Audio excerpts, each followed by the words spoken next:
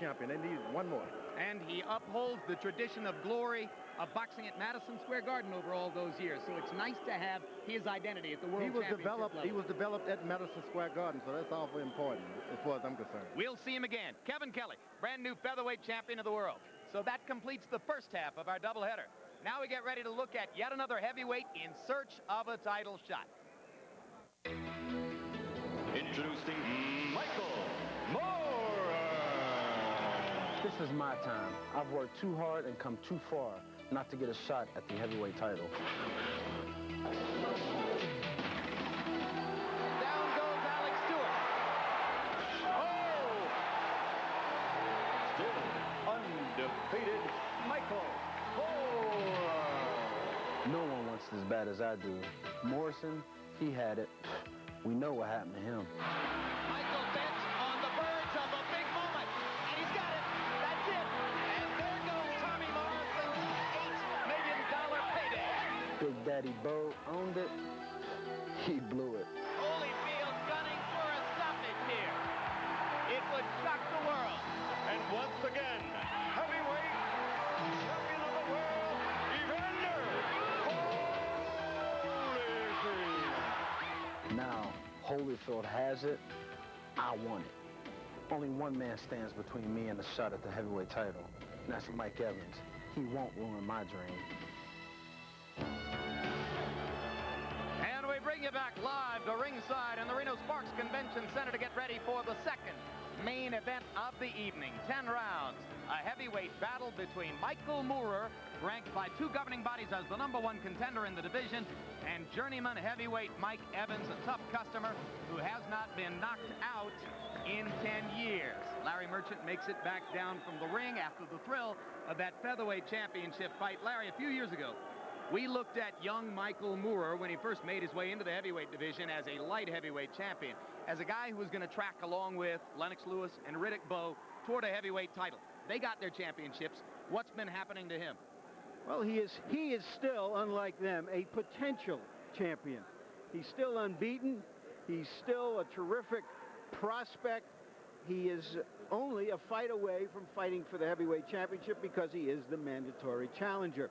But the question about Michael Moore is this: will he be the kind of fighter who gets a title shot, or the kind of fighter who can win that title shot? Or to put it in another way, is he just a work in progress, or is what we've seen what we're going to continue to get? What we've seen is a smallish heavyweight by the standards of Bowe and Lewis. What we've seen is a heavyweight, however, with a big punch by any standard. We also have seen a heavyweight who can be hit, who can be hurt, and who can be knocked down, but then who gets up, fights back, and prevails. His main problem seems to be a kind of passive aggressiveness in which he waits for the other guy to do something, and then he responds. He's got another new trainer, Teddy Atlas, a disciple of the late Cus D'Amato, trying to correct that, and tonight will be an opportunity to see if he can do that, Jim. Indeed, his third different training situation. First Emmanuel Stewart, then Duva and Benton, and now he moves to Teddy Atlas, who is the inheritor of the Cus D'Amato tradition. Larry talked about how things have moved slowly for Michael Moore, maybe his punching power, which Larry alluded to as one reason, George. Another reason, I think, is because he's a southpaw. Nobody seems to want to fight a southpaw heavyweight. Yeah, I remember Dick Sattler, my original manager, promising me, I will never allow you to fight a southpaw. And when you see a top-name fighter fight a southpaw, it's broken promises all the way. I wouldn't fight him if I was any champion of the world. You just allow these guys to fade away. And Michael Moore is making a stand right now, but he shouldn't take this fight for granted. He's in against a tough opponent. Indeed. Let's take a look at Mike Evans now as he makes his way toward the ring. 37 professional fights, 29 wins, 7 losses, 1 draw. He has not been knocked out in 10 years. Evans, in junior college and college, developed an international reputation as a wrestler. Indeed, he wrestled overseas for American international teams in the company of some big names like Bruce Baumgartner and Jeff Blatnick. They were his buddies and his contemporaries in freestyle and Greco-Roman wrestling. But he got into boxing while he was on a wrestling scholarship at LSU. And when he left Baton Rouge, he made the decision to try boxing first, maybe with a wrestling career still to come down the road. His two biggest fights against Tony Tucker and Tony Tubbs were losses by decisions. As you said, Jim, he hasn't been knocked out in 10 years. Looks like a big old linebacker. And this is an opportunity for Michael Moorer to do something that other fighters haven't been able to do. Here's his record. And you see it, 29-7-1. Larry mentions that he's been in 10-round battles, 7 of them, but his record in those fights is only 2-5. The knock is that when he gets in against a really good fighter, he has a tendency to fight only to finish. We'll see if he does that tonight. Meanwhile, here comes the #1 ranked contender on the lists of the WBA and the IBF. In front of him, the young man with dark hair is Teddy Atlas, the new trainer. They've been together only 8 weeks. Some suggest that Moorer is a hardhead who is going to be difficult for any trainer to have an effect on. He himself is a relatively monosyllabic, tight-lipped, strong-willed person who believes that he knows best what is good for Michael Moorer. One thing that should be stated here is that Manuel Stewart and Duva and Benton both try to get him to come off the ropes and use that big, powerful jab in the middle of the ring, and both fail to do it consistently. Teddy Atlas is trying to go to the root of what keeps him on the ropes. He feels that he hadn't trained seriously enough in the past, perhaps because he was giving himself an excuse not to look his best. We'll see, because Atlas is a disciplinarian who may have this man in the best shape he's ever been in.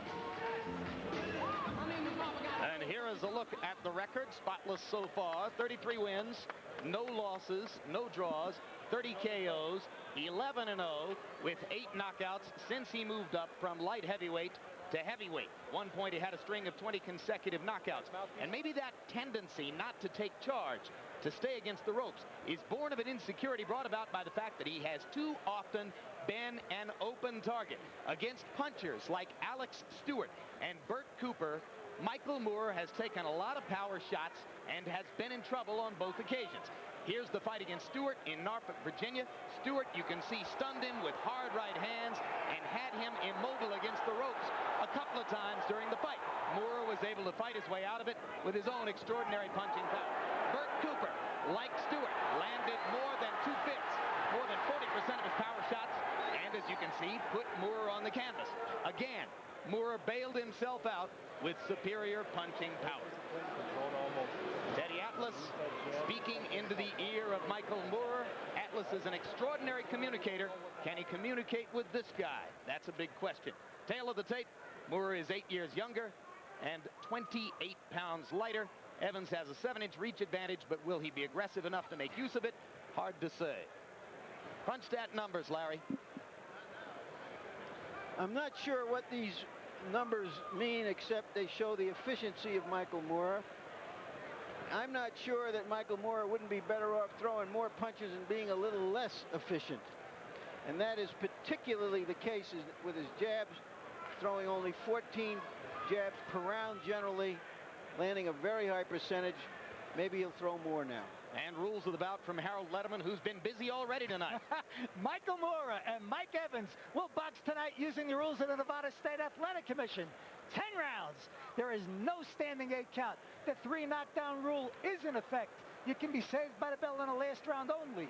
Only the referee can stop the fight, and in case a cut is caused by an accidental headbutt, and that cut causes the fight to be stopped, we go to the scorecards after 3 rounds have been completed. Before that, it's a technical draw. Jim. Let's go to the ring announcer, Michael Buffer, for the official particulars. And now, ladies and gentlemen, main events, along with the Reno Sparks Convention and Visitors Authority in association with the undefeated King of Beers, Budweiser, proud to be your bud, present the featured bout of the evening. This bout is sanctioned by the Nevada State Athletic Commission. All the officials at ringside shall remain the same, except for the following. The 3 judges scoring the contest will be Bert Clements, Keith McDonald, and Herb Santos. And when the bell rings, the man in charge of the action, referee Victor Draculich. And now, ladies and gentlemen, from the biggest little city in the world, Reno, Nevada,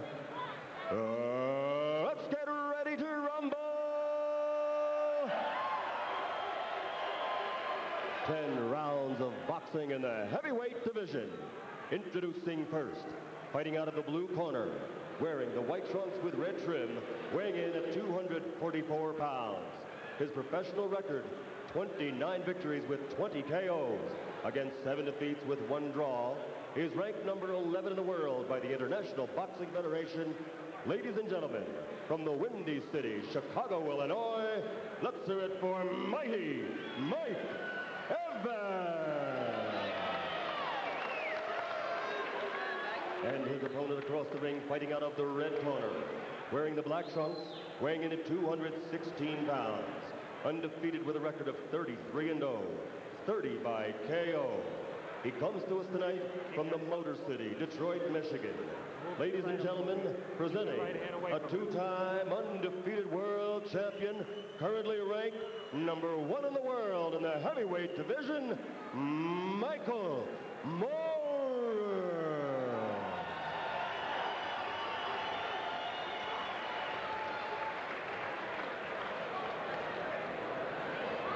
So there, guys.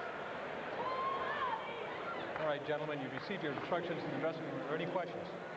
Any questions for Chief Seconds? All right, remember, obey my commands, protect yourselves at all times. Touch gloves now, let's get to it. Of course, we have a question, and that question is, can Michael Moorer make it happen instead of waiting for it to happen? Incidentally, if Mike Evans looks familiar to you and you're a relatively casual fan of the sport, it may be because he was the star of a Budweiser light beer commercial featuring a boxer which ran for 2 whole years on network television in the middle 80s.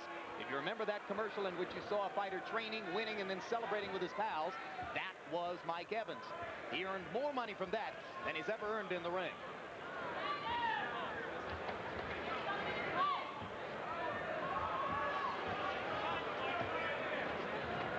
Round 1 begins with Evans cautiously protecting himself along the ropes and Moorer cautiously stalking him.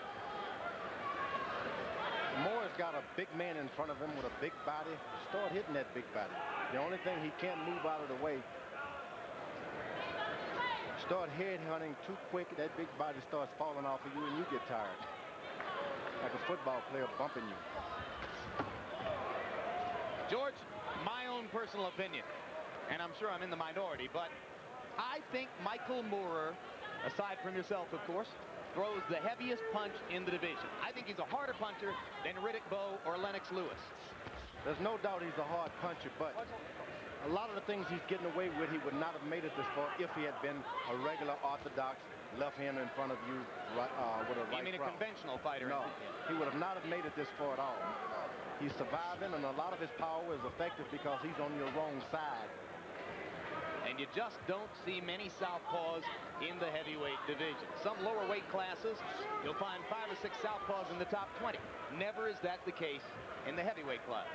With the Muhammad Ali, someone could jab him and move in that unorthodox style. Orthodox style, move, keep him off balance. But because you're a southpaw, you don't know where to stay in front of this guy. Moorer has thrown fewer than 10 punches in this round. We said he was efficient. Maybe he's just not busy enough. Evans is starting to land jabs now, which is the best thing he could do. When they drop their hands, Evans' hands almost reached his knees. Why isn't he using a jab? I don't know. The 3 guys who've gone the distance with Mike Moorer, Mike White, Everett Bigfoot Martin, James Bone Crusher Smith, all of them crafty veterans who've been around like Mike Evans. And if you get to be a crafty veteran with a punch, that means you can knock him out.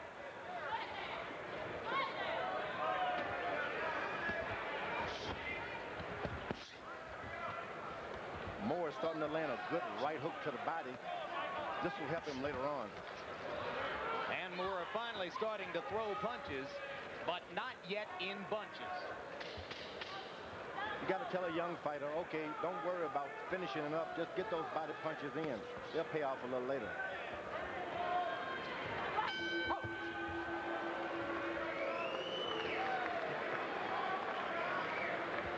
Folks love heavyweights. Right now, I love featherweights. Now it's all real. There's no more make-believe. Just another session. Put your legs out. Take a nice deep breath through your nose. Let it out slow. We're in control. I want that jab to get working. He's bullshitting you, Mike. He's an old vet. He likes to go nice and slow and then pop shot you with the right hand. Don't give him that opportunity. We're not going to give that to him, are we? Let's snap that jab out. Don't let him con you.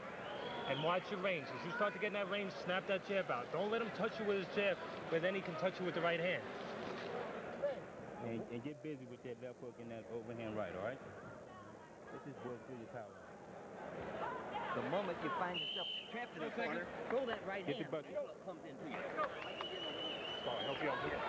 Let's go. Nice and alert. Let's get things working.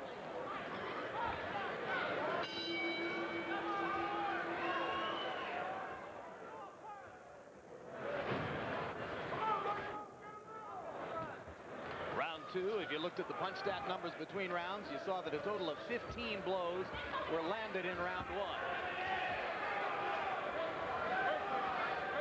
Vargas and Kelly landed 15 in some of their exchanges. The thing Moore's manager's corners told him is that don't let this guy fool you and wear you out. It's like some people can get a catfish or something and rub his stomach and they'll let you pick him up. Now, Mike Evans is soothing Michael Moore in that same fashion. Don't hit him too hard. Just keep him thinking he's the aggressor. You can last a long time that way. So if you rub a catfish's stomach, he'll let you pick him up? I've heard about these steelheads and things. They'll let you put their hands under the belly and you can just pick them up. But if you go and make a quick step, they'll run away. So with Michael Moore, just kind of jab him, throw right hands. Don't pick up the pace. Just let it happen. Before you know it, 10 rounds has gone by. Before you know it, 6 rounds have gone by and you're asleep. That's true.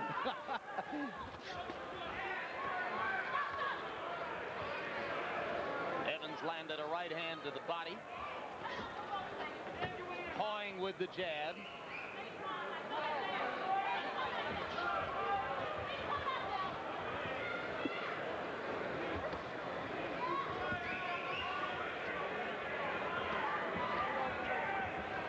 Go to a fighter like Michael Moore's training camp and see the sparring partners. Which one lasts the longer?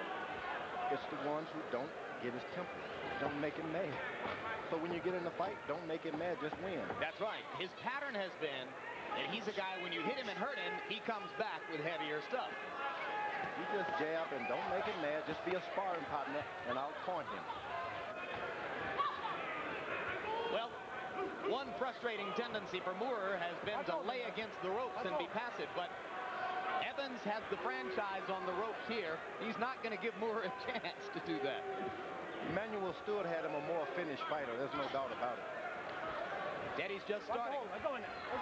Eddie Atlas's most noteworthy training experience, of course, was with Mike Tyson when he was the right-hand man to Customato during Tyson's developmental stage.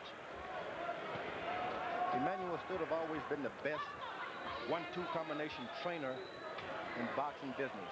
Whatever hand, left hand first, right hand first, finish it with a knockdown punch.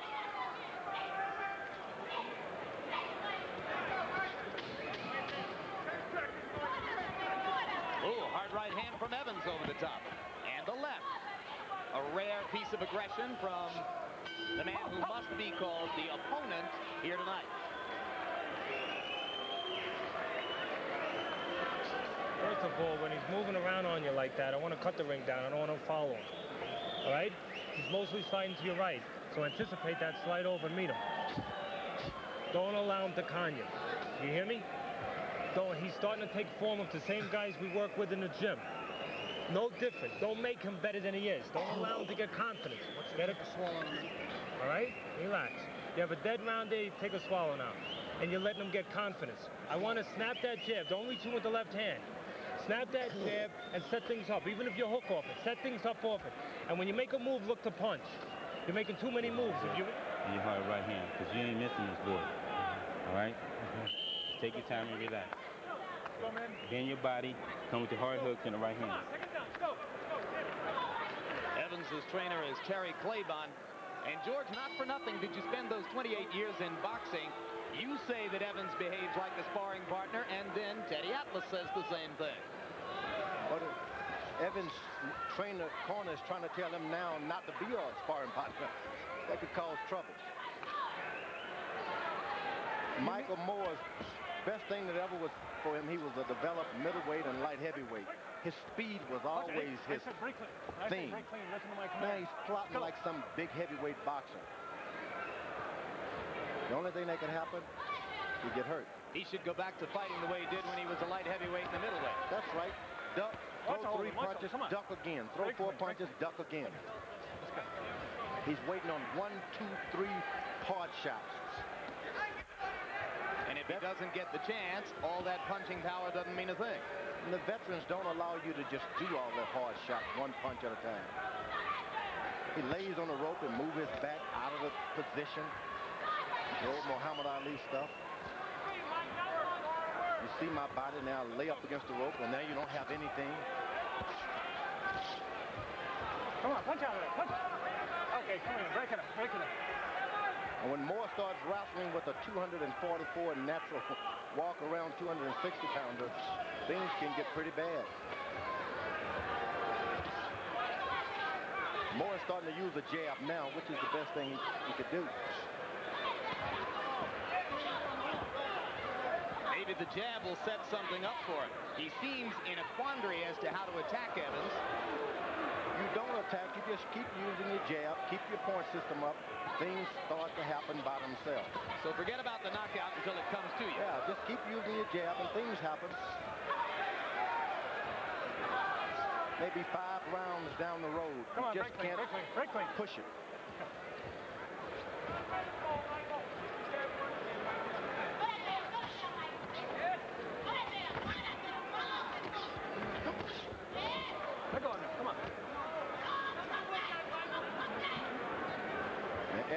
Evans is finding out that Michael Moore really can hit with these uppercuts, short uppercuts. Come on, break this. Come on, punch out of there. Could be a rude awakening if he stays and let him throw those short shots.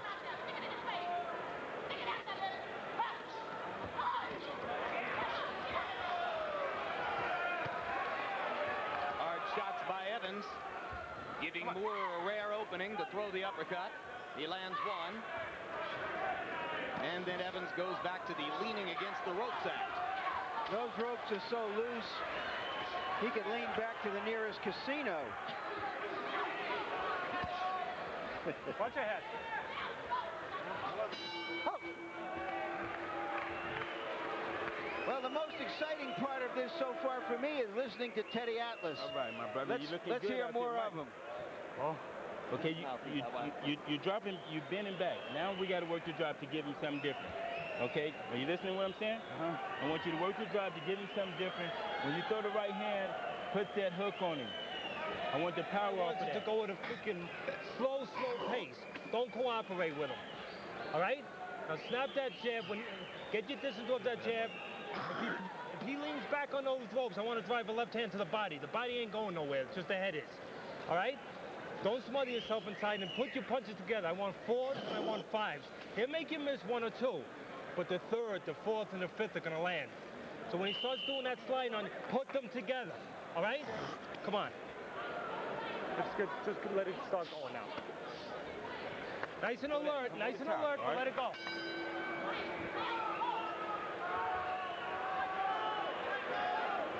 Let's see if Moore listens to anybody. Now, Evans is pretty clever. Keeps his right hand up. Moore is not wanting to land a right hook. He's wanting that straight left hand. So he's allowing him to have all of that right hook he wants. I wouldn't want to give Michael Moore too much of that right hook because he's knocked a lot of guys out with that punch. Yeah, but at this point, he don't want it. He wants that straight left. That's not what he wanted at all. That's what he's trying to set up with this pawing jab, George? Yeah, he wants it. There's the hook, but that's not what he wants. That first right hand, he was ineffective, but he tried it. Come in. Straight left. That straight left isn't going to be there. Evans is just going to slide away from it, right? But he's trained hard, and that's what he's put his mind on, and at this point, he doesn't want to change. He has a good right hook.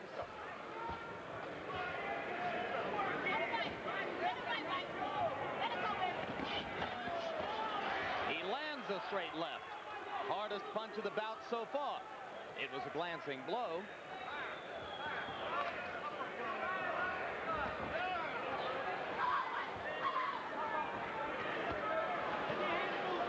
Evans, whenever he missed, he should bump more. Bump into him with that big body. Miss, bump. You can never get hit, and plus, pays off later on. Yeah, he's got a 28-pound weight advantage, and he's not using any of it. There he did listen. Michael Moore went to the body with 3 good shots when Evans leaned back on the ropes. A positive sign.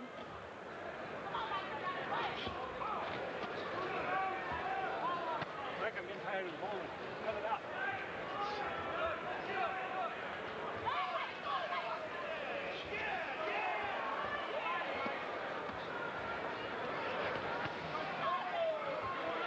Evans sneaking in a left on the break there. That's the way to do it. You sneak it in. Don't try to get too aggressive. After he throws something, sneak in a hard shot. Now, this guy should be the best clincher in the history of the business since he was a Greco-Roman champion. Yeah. I mean, I'm trying to find something for him. You can find something by knowing that he's the only guy around who will fight Michael Moore. The heavyweight champ of the world. That's right. He's here. Medicine. He's here. Nobody else wanted a piece of Michael Moore. Not for $35,000. Get the head back.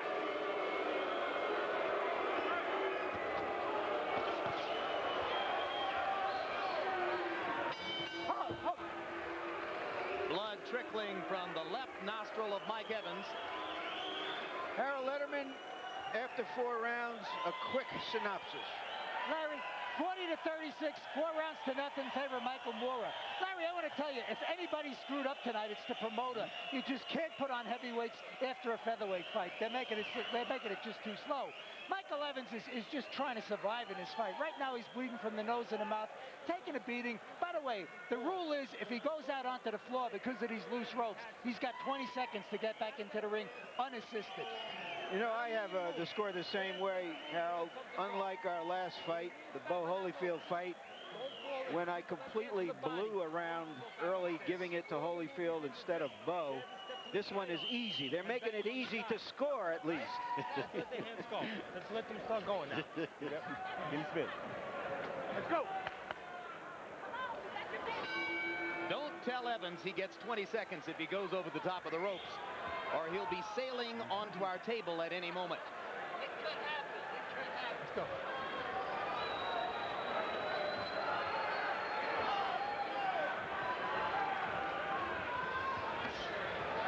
Hard shot to the body. And it hurt, too. Yeah, that I think is the strategy that will work here, George. Just target the body for a long period of time. Emmanuel stood when he had Michael Moore. That right to the body, left to the body would have been finished by right to the head and another left to the body. And a knockout. Emmanuel's done a nice job with Holyfield, hasn't he? Telling you. The thing about good trainers, they should never involve themselves in management. Then your guy loses up, breaking up with a manager and a trainer, and it destroys his career. Watch that forearm. Well, on that particular score, Emmanuel doesn't apparently agree with you. Yeah. Well, he doesn't have his fighter now, and he could have been a better fighter with Emmanuel Stewart as a trainer. Because Stewart brings out the aggression in a fight. That's right. And evidently Moore had some dispute about his management tactics. Not about his training ideas. If they get as loud here as they did during the featherweight fight, it will be for entirely the opposite reason. Another hard left to the body as Evans went backwards. It's always a big mistake to bring in the big heavies after a quick fight with lighter-weight fighters. For the crowd, that is. They just can't stand to be soothed down after such exciting bouts. So the preliminary before a heavyweight bout should be a slightly lesser quality heavyweight bout. Should be bigger guys. Then this would be fast-moving action. Wait a minute, guys. I couldn't stand a fight worse than this. I want to come out of this evening with something. Larry, you sat through fights worse than this. but you do get paid for it.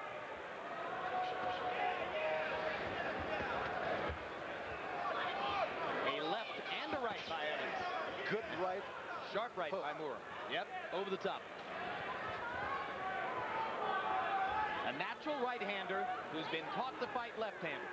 He can jab with that right hand, hook off of it, uppercut, uses it for a lot of different weapons. And it's a shame because a lot of people cannot appreciate the tactics that Mike Evans is using. He's fighting an extremely good puncher, and he's moving in the right direction, keeps his hands up at all times, thinking it might happen in the latter round. You don't think he's fighting just to last, George? Not at all. He knows what he's got to do. He can't mix it up with this guy early on. He's...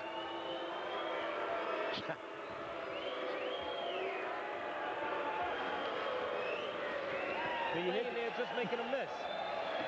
When you're throwing, he's defensive. He's not doing anything with his hands. It's just when you lay in front of him and you allow him to work. And if you do make a miss, you got to throw back. Let's get him some water. Now I want to give you some definite things to do this round. I want you to work off that jab, slip to your right, throw the right hook to the body and the head. I'm going to give you, and then you'll find your way off that.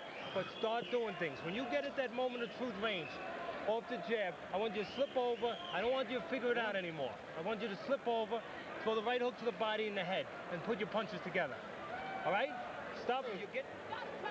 You're the man out there. Put some power in your punches. Sit down on someone. Put some power in there. I like what Atlas is doing there. A fight rushes by so fast that a fighter doesn't even realize what's happening. And he is telling Moore, look, do this, and then let the fight begin. Trying to give him something concrete to do.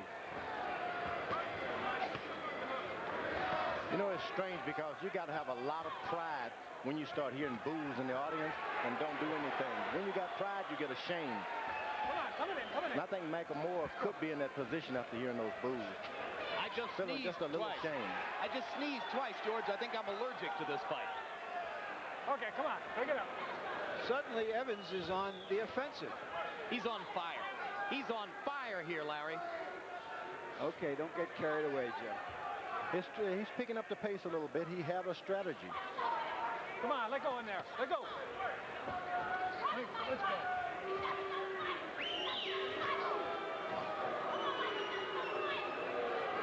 You got to understand when Rocky Marciano fights would go like this for round after round, and all of a sudden the guy who was so great and so good was on the canvas, and Rocky was walking away looking like the greatest guy in the world because he knocked him out in the last. So you are casting Evans in the role of Rocky Marciano here, is that right? No, I'm just saying you shouldn't be bored when something is happening. It's like jazz. You got to figure it out. Okay. You listen to jazz, George? I love jazz when I can figure it out. Teach me about it sometime, okay? Well, jazz is improvisation, and I don't see anything being improvised here that's memorable. What about the tussles on his trunk? Oh, yeah, the tassels on the trunks are very good.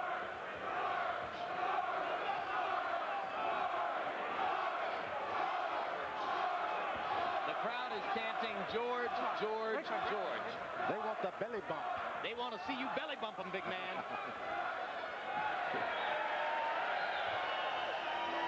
And George waved and got the resulting cheer in response. And it's should be kind of frustrating for Michael Moore because he really wanted to get in there and show what he can do. He's in with a veteran who knows how to prevent a good fighter from doing what he wants to do. Good straight left hand. Left hook.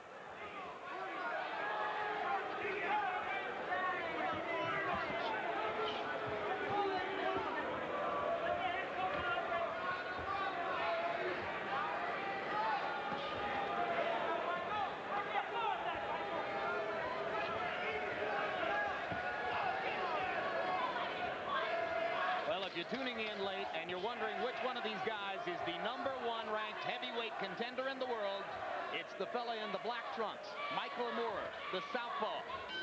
Indecipherable so far.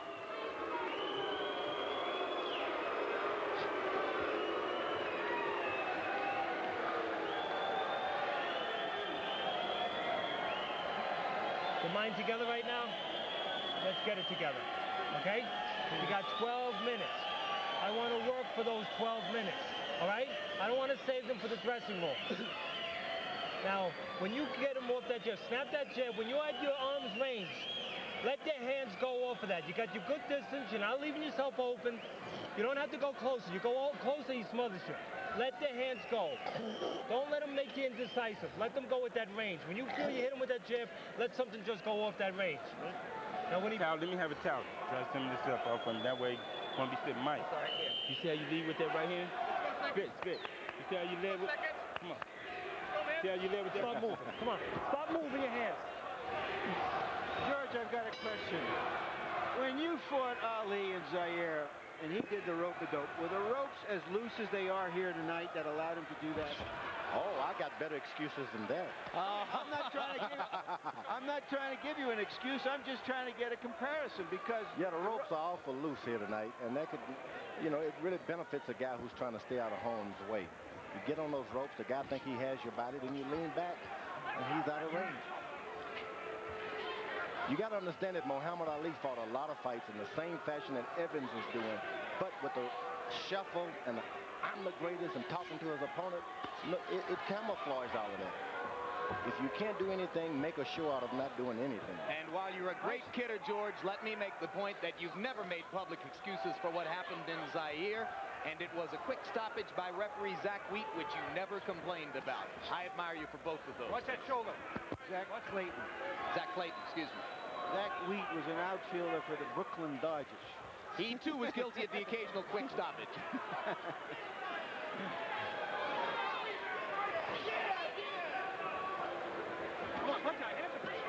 A little light banter here between these furious exchanges. Round 7 of the 12-rounder, or the 10-rounder, I should say, between Michael Moore and Mike Evans. Mike Evans is starting to weave a right jab that Moore is throwing, so his confidence level is getting up, coming up more and more, too. And Moore is starting to get more aggressive and just wail away a little bit. That won't hurt the action, George. Moore has a real lot of bad cold. When you see him sit in his corner, you know he's doing a lot of coughing up. He has a bad cold, and his trainer's talking too much. Yeah, well, Teddy loves to talk. Sometimes you give a guy a lot of breathing room, and you tell him, just move your head, you're doing good. Move your head a little more, and he'll do it all by himself. 2 good straight lefts in the corner there by Moore. Move your head and just stay busy. Just refresh him in the corner, which is hard for trainers to do. Credit where credit is due. Moore is stepping up the activity level, landing more efficiently, and landing harder punches as round 7 progresses. He himself has not lain on the ropes, so that is some progress. He has been the aggressor throughout. But there's little room for him to lay on the ropes, George, because Mike, or Larry, I should say, because Mike has taken up a lot of that space. Oh, hard left hand by Evans. He soothed him to sleep, and then he slapped him hard. You got to be careful. Don't forget that Mike Evans is 244 pounds.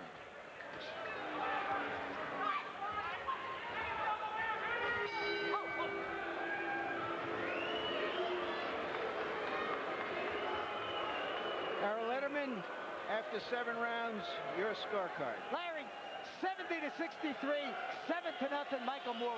Larry, I got to tell you something. I learned a lot about boxing from a great referee from New York who I used to work with years ago named Lou Eskin. And in a fight like this, Lou would go to the corner and say to Michael Evans, if you don't fight, you don't get paid. And I want to tell you, that's what Victor Dracula should do right now. Go to the corner and tell this guy either fight or I'm throwing you out of here and I'm not paying you. Because this is a joke. Evans is trying to survive and it's all there is to it. It's all Moore.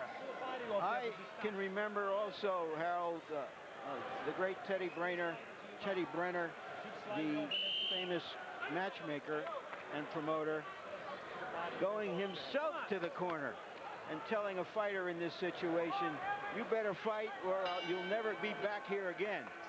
But of course, Evans doesn't care if he'll ever be back here in Reno again. In those days, that was in Madison Square Garden, and that was a real threat from the promoter. Exactly, Larry. That's These days, if you try that, Mike Evans will own your home, your car, and everything else. In our litigious society.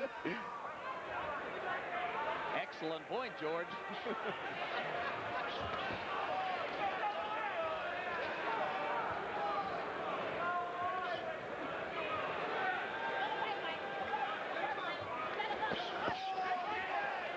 Two hard lefts from Moore again. Those punches hurt, too. Yeah, he's stepping up the energy level in these later rounds.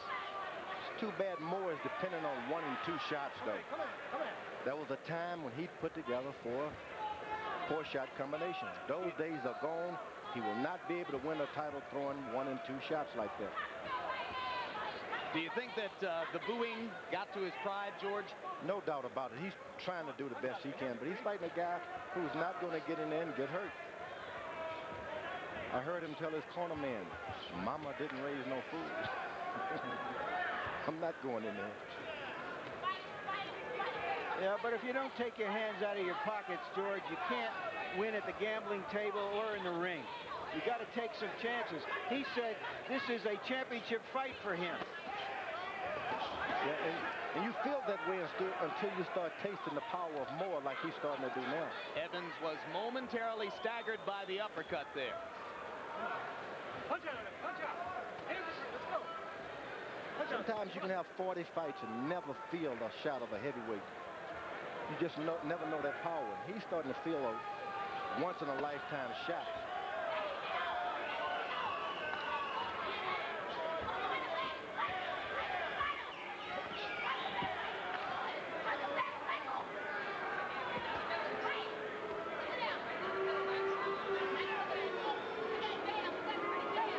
This big guy could just get upset and try to go out there and go after Moore. He could whip Moore. No, he can't, George. Okay. Said too much. But you're trying. We like that. I saw Michael Evans fight Tony Tucker, and for 8 rounds he had Tucker beaten, actually, and just gave it up the last couple of rounds.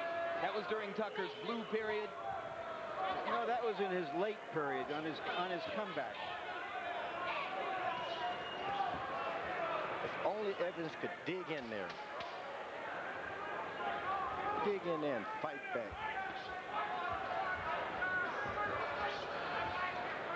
You can train a fighter to do anything but that. Maybe he can pin him. Another one-sided round in a one-sided fight between Michael Moore and Mike Evans. Earlier this evening, in a semifinal bout on this card that you did not see here on HBO, a welterweight contender named Yori Boy Campos from Mexico, in the orange shorts there, knocked out Floyd Williams, knocked him out with a body punch in the 4th round to move his record to 54-0. Campos, a welterweight contender whom you are likely to see down the road. You see Floyd Williams being counted out by Mills Lane there. And once again, it moved Campos' record to 54-0 with 49 knockouts. He will be heard from in the welterweight division. Throw that jab on top and then throw the left uppercut. Anticipate. Don't wait to see it. Throw something on top. He'll lean forward. Just dip and throw the uppercut automatically. He'll lean right into it. And if he leans forward inside, just adjust where you can throw an uppercut where you fall into it.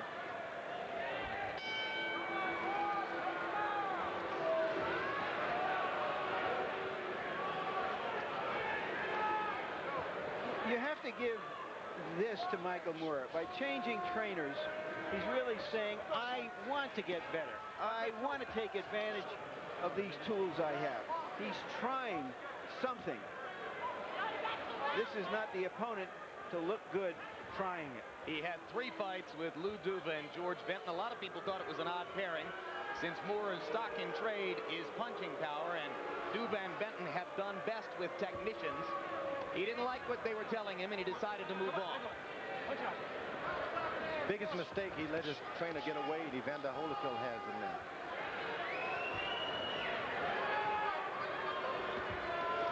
He's a Detroit fighter with those punching habits. You need a Detroit trainer. He had those warrior instincts that come from long afternoons in the gymnasium in his years with Emmanuel Stewart. Now he's feeling his way along. but he may well be feeling his way toward a heavyweight title shot because, as Larry pointed out at the beginning of this particular bout, he is the mandatory challenger. In other words, if Holyfield wanted to fight somebody else next, e.g. Lennox Lewis, then Moore would have to get step-aside money.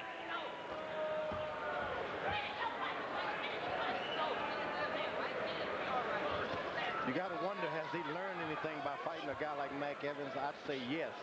Be patient. The fight isn't won in the first and second round. Bo went out and tried to knock Holyfield out in the first round and threw away most of his good energy. Moore knows now that he can pace himself and get a late round knockout, a late fight knockout. Sometimes you can learn a lot from these fights, a lot more than the people look like that you're going to learn.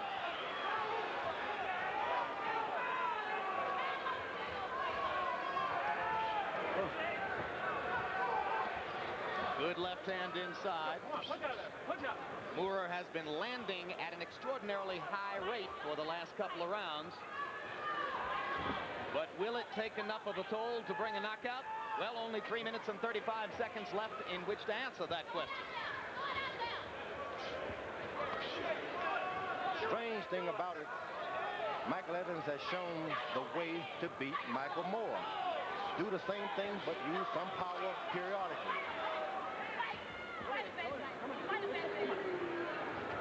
Moore has had late round knockouts in his career, too.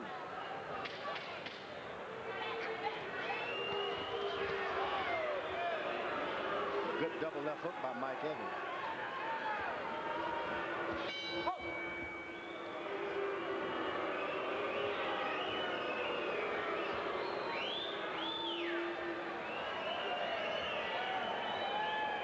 Mike, last round, brother. That is not too late. The double hook works in good. Right over there. Get that off a couple times and then go crazy on this man. Hey, you guys, these people pay good. Let's see a fight out here this last round, okay? Last and final round. Come on, put the hold. Last round, Mike. Keep your hands up, keep your chin down, and get your punches off, all right? Michael, last and final round. These people paid admission. Let's make a good fight this last round, huh? Come on. Not him. Great yourself advice. a little bit. Let's not batter yourself this last 3 minutes, all right? Just him, not yourself. Off that jab, when you have your distance, if he's conning you like that, let the left hand go to the body, don't fall in, and then the right hook on top to the head. Okay? I want bombs, okay? Let's go.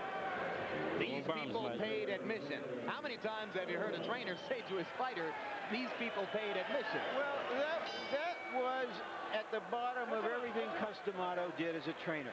Customato felt that this is a tough game, and the idea is to make money, and the way you do that is by being an aggressive, entertaining fighter. And we hear Teddy Atlas trying to ingrain that in his fighter. Maybe a tough sell. Yesterday, when Harold Letterman gave a long sort of encomium to Moore in his room about how entertaining a fighter he had been early in his career, I asked Moore at the end of that discussion, does that mean anything to you? Does it matter to you that you're entertaining? And he said no. And two, Moore is not taking the advice of his trainer. He's trying for a knockout. He's not having fun. So you can see this trainer is not changing anything. Not so far, but he's only had 8 weeks. He's not taking his advice. Teddy Atlas says that he believes Moore punches as hard as the young Mike Tyson with whom he worked when he and D'Amato were developing the future heavyweight champion as a teenager. Mike Tyson did not punch with power. He punched with speed.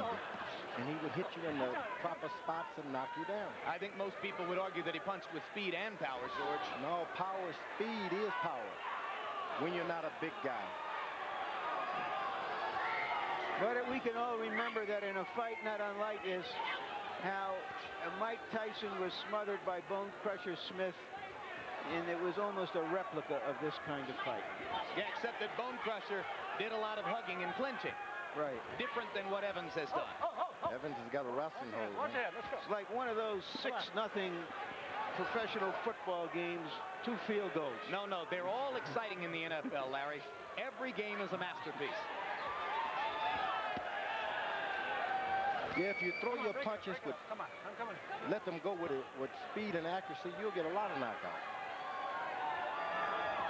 We could show you the people making their way to the exits to beat the traffic home, but we'll focus on the action in the ring. Suffice to say, they know who's going to win on the scorecards. Well, as Georgie Benton, his former trainer, liked to say, just win this fight, you'll be exciting next time. Maybe Moorer was listening to Georgie tonight. Moorer has done everything he could, but he's a counterpuncher. The fight has not come to him, and he just couldn't do anything. Yep, I agree with you. And I think that Evans was simply there to survive from the beginning. And he survived. Maybe hoping to get lucky, but not much chance of that. So Evans didn't get lucky, and in the end, neither did we. Yes, we did. We had a great 12-round featherweight championship. Yeah, we were already lucky. That's right. Maybe we were like a crapshooter who's doubling up too much, has won a big pot, and is looking to get another one too fast. Harold Letterman, your final scorecard. Larry, wasn't the toughest fight I ever scored in my life. 10-0, 100-90, Michael Moorer. I want to tell you something. Michael Moorer did learn something tonight, and what he learned was that the next time he fights, before the fight starts, you go out and make sure the ropes are tight, because Michael Evans, all he did was lean back over those ropes so Moorer couldn't hurt him. I mean, it was all Michael Moorer. He wrapped him around for 10 rounds, an easy shutout for Moorer. Agreed. Another throwback to Benton and Duva. Their fighters pitch more shutouts on the scorecards than anybody else's in the sport. The Pernell Whitaker kind of a scorecard that you laid out there for Mike Moorer.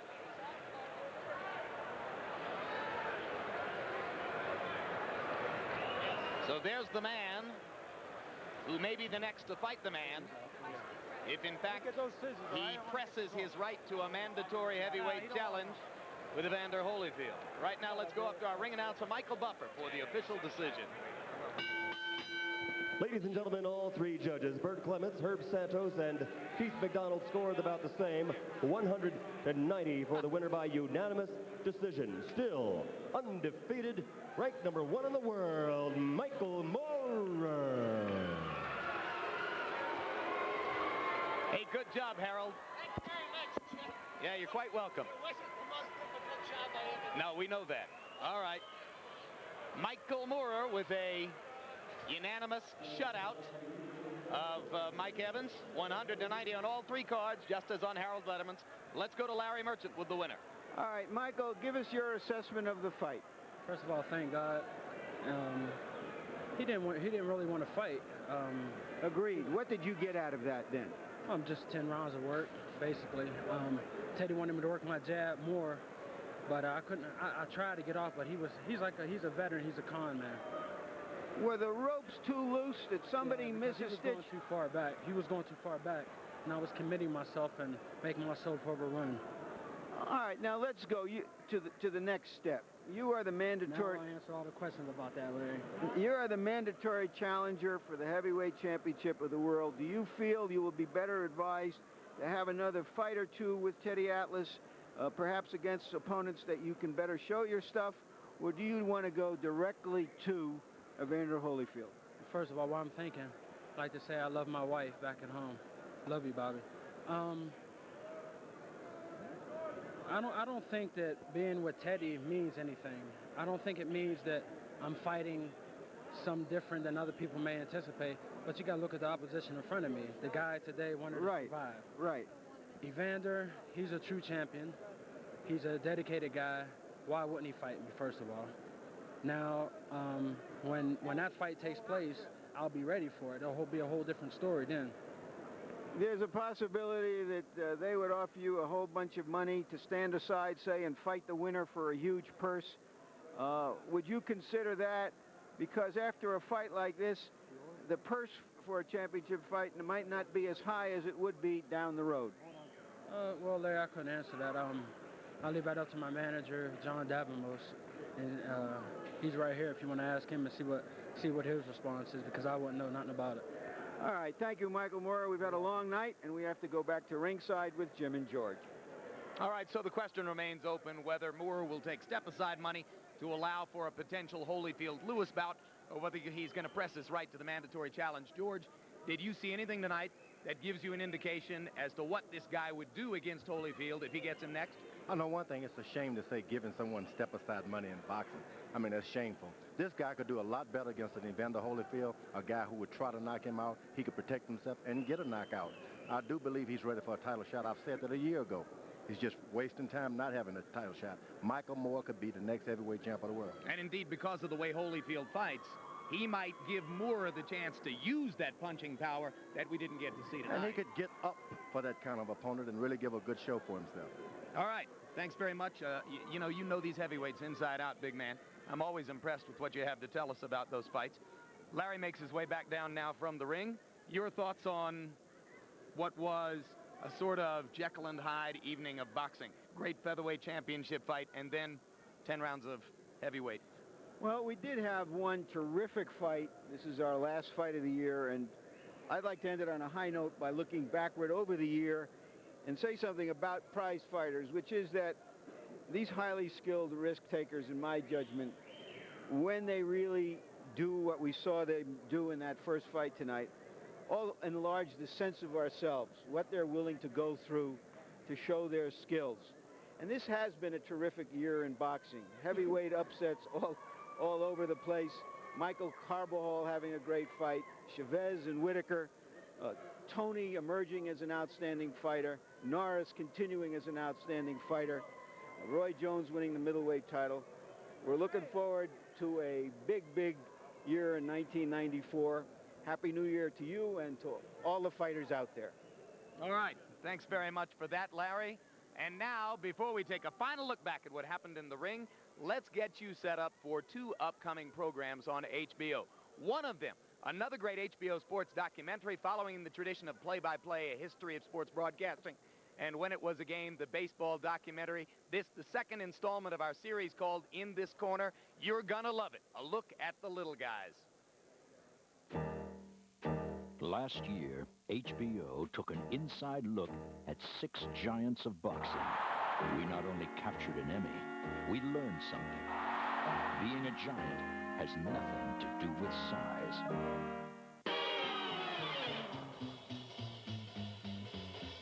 Now, HBO explores 6 more legends, from Sugar Ray to Sugar Ray. Pound for pound, they're every bit as awesome as the heavyweights.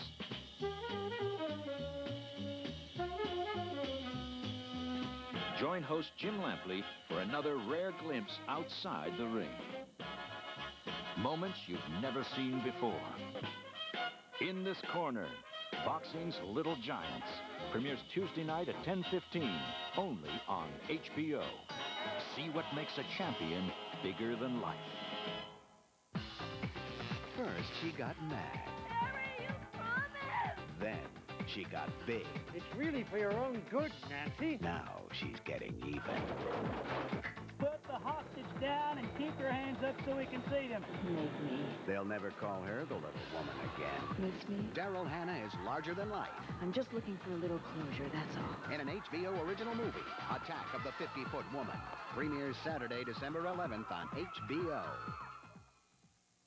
All right, so Daryl Hannah is larger than life, and so too was the WBC World Featherweight Championship fight, which began the evening for us, as Kevin Kelly of Flushing, New York, won a unanimous decision over a terrific champion, Gregorio Vargas of Mexico. It was a 12-round battle in which both fighters showed you their best.